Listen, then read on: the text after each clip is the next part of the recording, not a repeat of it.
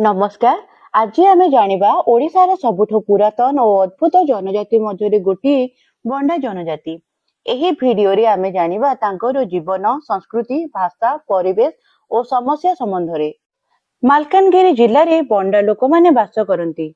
सेमाने जेउ पर्वत अंचल रे बास करंती ताको बंडा घाटी बोली कुहा जाय।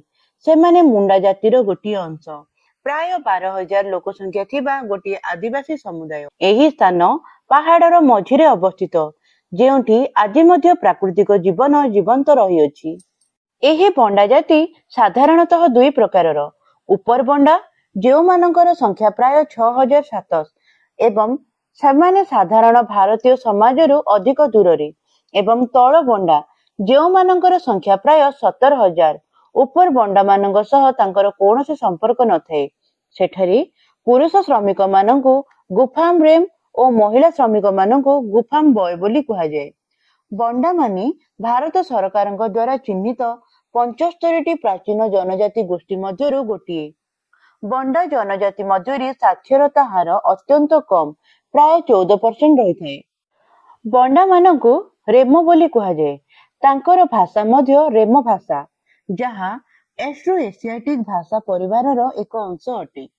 बंडा लोक मानकर परिधान और जीवन धारा बंडा महिला मानकर वस्त्र और सेठाकार शिल्प पई प्रख्यात। सेमाने बहुत छोट छोट वस्त्र पिंधंती। तांको घरे बहुत माला, छंदी, तंबार गहना मध्य रही थाए। मथारे पितलर बंध, कानरे भारी बली और गलारे रंग बेरंगर माला सेमाने पिंधि थांती। पुरुष माने प्राय छोट धोती पिंधि थांती और धनु तीर धरी जगी थांती। एहा देखाए कि सेमाने आज मध्य प्राकृतिक जीवन धारा रे विश्वास करंती। बंडा मानकर प्रधान चाष हेउछि झूम चाष। सेमाने धान, मका, कंदमूल और परिबा चाष करिथांती। जंगलर फल फूल संग्रह करंती एवं शिकार हेउछि तांको जीवनर लक्ष्य।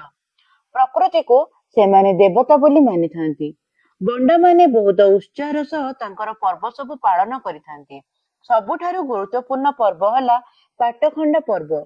एही पर्व समय रे सेमाने नाचंती, गीत गांती और तांकर देवतांकु बलि देबार परंपरा मध्ये सेठारे रही। बंडा समाज रे महिला माने अधिक प्रभावशाली होइथिबार जणा जाय। वर्तमान सरकार तांकर शिक्षा, स्वास्थ्य और आर्थिक विकास पई बहुत योजना मध्ये करिसंती। 1977 मसीह रे बंडा डेवलपमेंट एजेंसी तांकर विकास पई मध्ये काम करूछि, किंतु सेठारे अनेक लोक आज मध्ये शिक्षार दूर रे अछंती और प्राकृतिक जीवन उपरे विश्वास करंती। धीरे धीरे बंडा लोक मानकर समस्या और भविष्य विकास सहित पहाड़ परिवेश परिवर्तन मध्ये हेउछि। शिक्षार अभाव और स्वास्थ्य समस्या तांको जीवन रे प्रभाव पड़ुछि। आम समस्तक दायित्व एही अद्भुत जनजाति को सुरक्षित रखिबा, तांकर संस्कृति को सम्मान देबा और सहायता जोगाइबा। एही बंडा माने प्रकृतिर संतान। तांकर जीवन आमको शिखाए सहज जीवन मध्ये सुंदर होइथाए, जेउठी प्रकृति और मनीष एक संगरे मिलित हुअंती।